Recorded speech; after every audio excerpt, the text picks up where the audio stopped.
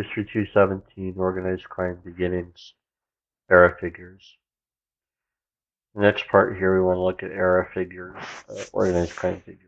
Each one is an example of different aspects of organized crime culture and development. We'll start with New York. The first person we want to talk about is Arnold Rothstein. Arnold Rothstein was a Jewish financier and gambler in the 19 teens, 20s, 30s. He's most famous for helping fix the 1919 World Series. He's an example of, kind of how you move up in organized crime. As a youth, grew up poor as a youth in the Jewish neighborhoods in New York.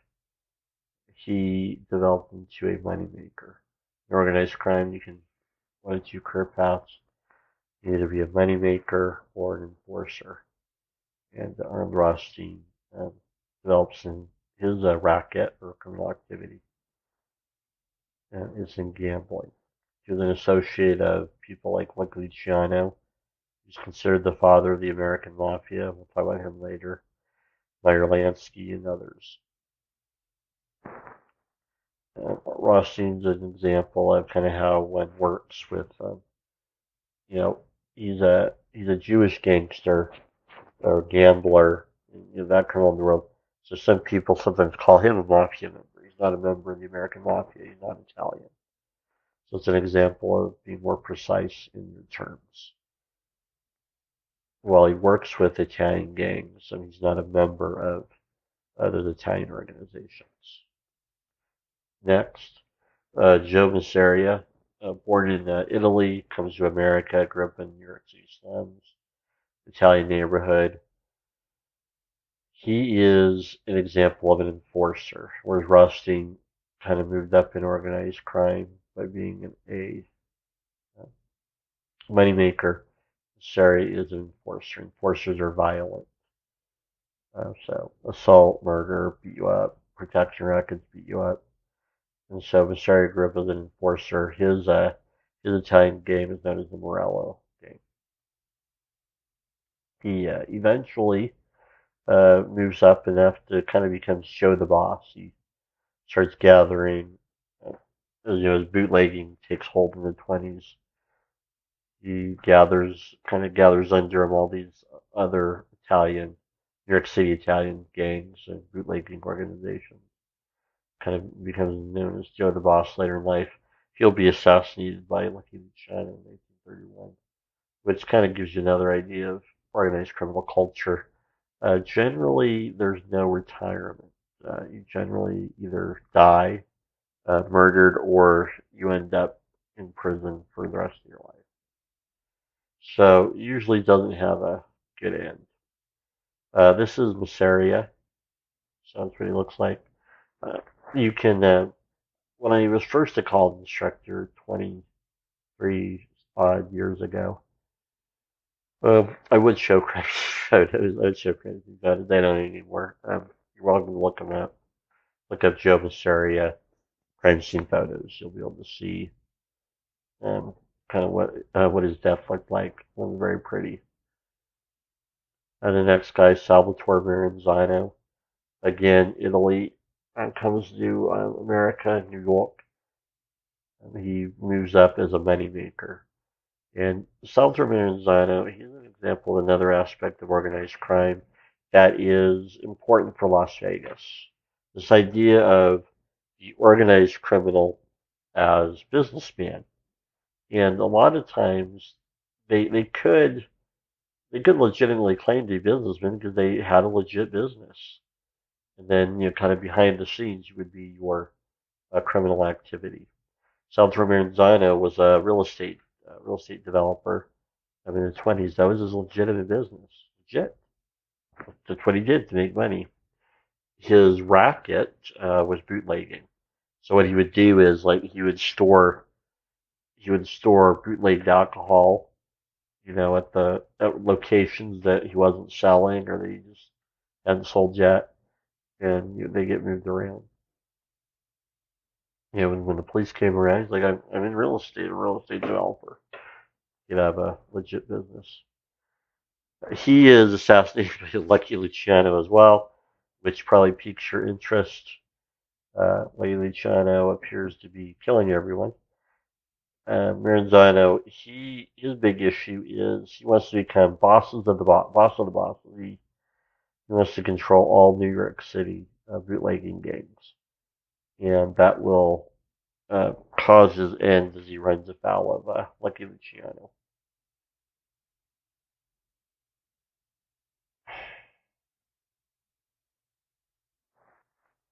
Here is this is the picture of Salvatore Maranzano.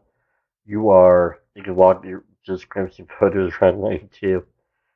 He met his end at his office one day. Two men showed up in trench coats.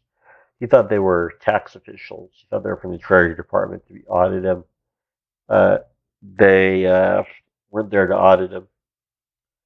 They pulled out Tommy guns out of their trench coats and, based on the crime scene photos, emptied the magazines of their Tommy guns into Salvatore Maranzano. Lots of holes. So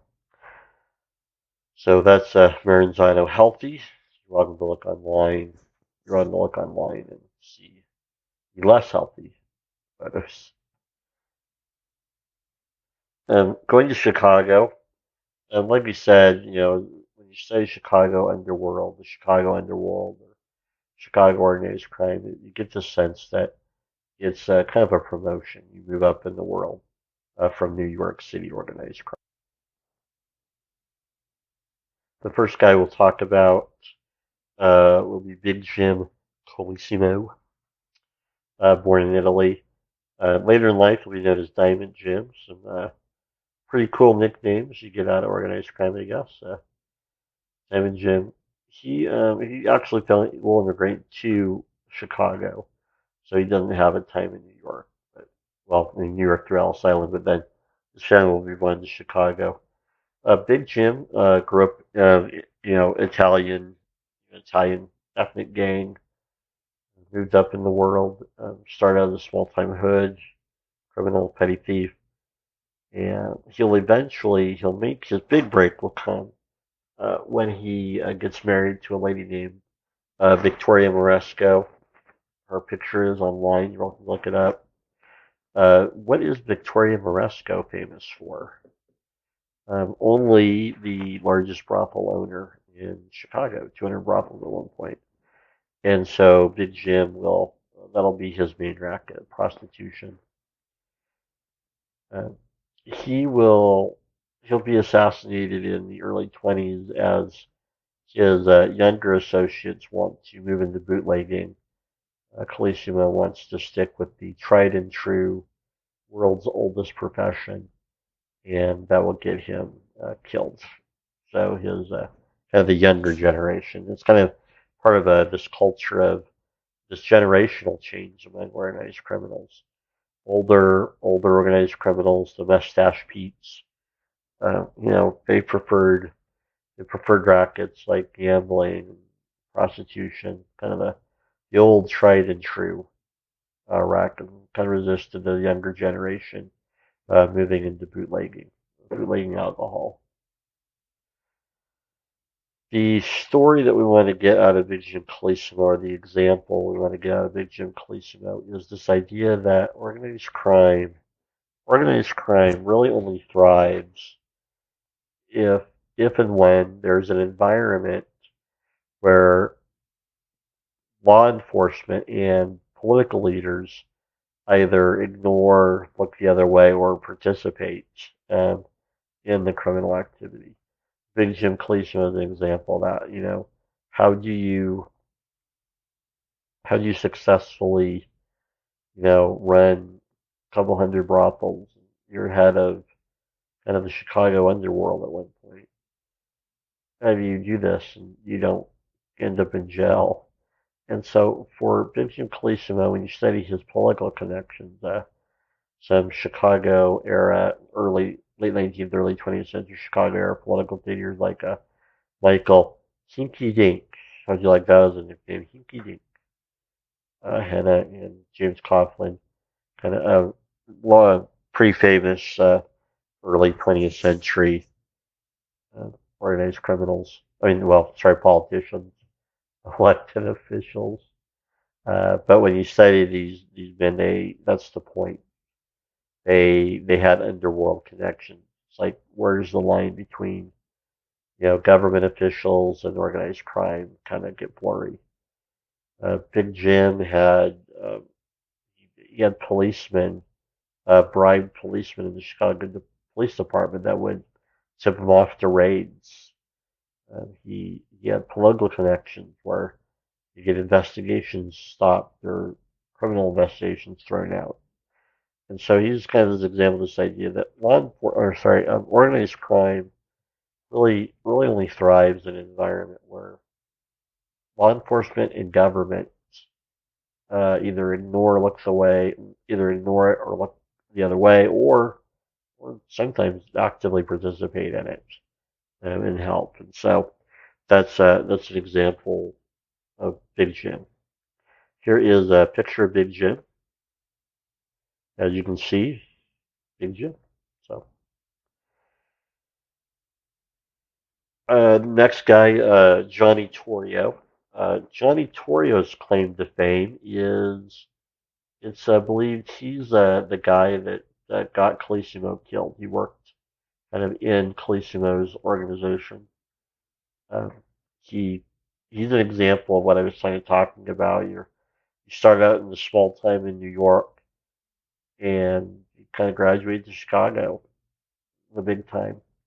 And so with Torrio, kind of moves up in the ranks. He is a moneymaker.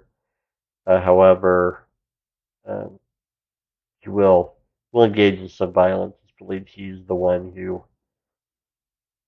got ordered or got somebody to pull the trigger and kill Colosimo. With Colosimo out of the way, Torrio becomes head of this large Chicago criminal organization. New York is called the Mafia, the Five Families. Chicago is called the Outfit. So kind of the head of this outfit. And Torrio is an example of one of the few examples of where you get to retire. He'll survive an assassination attempt in 1925. He will decide after that assassination attempt it might be best. He comes to prefer the warm weather of Florida with less shootings than the rough and tumble cold Chicago. He'll actually retire and move to Florida, and hand over the reins to somebody else. He's one of the few examples of somebody who retired, survived an assassination attempt, and that caused him to decide that it's time to hang it up. Al Capone. Al Capone is probably the most famous uh, organized crime figure in American history. So he's the one who took over from Torrio. Al Capone knew Torrio from New York, uh, whereas Torrio was a moneymaker. Capone's an enforcer, a bar bouncer, assaulted people, uh, murdered people, had people murdered. So Al Capone, he grew up in the underworld. Kind of his career was as an enforcer. Uh, it's not proven, but there are some people, historians, that wonder, and people that wonder, maybe he tried to assassinate Torrio to get him out of the way. Capone's story is pretty famous. We'll focus on uh, probably the most dramatic, violent example of Chicago era, 1920s Chicago era violence. That is the St. Valentine's Day Massacre.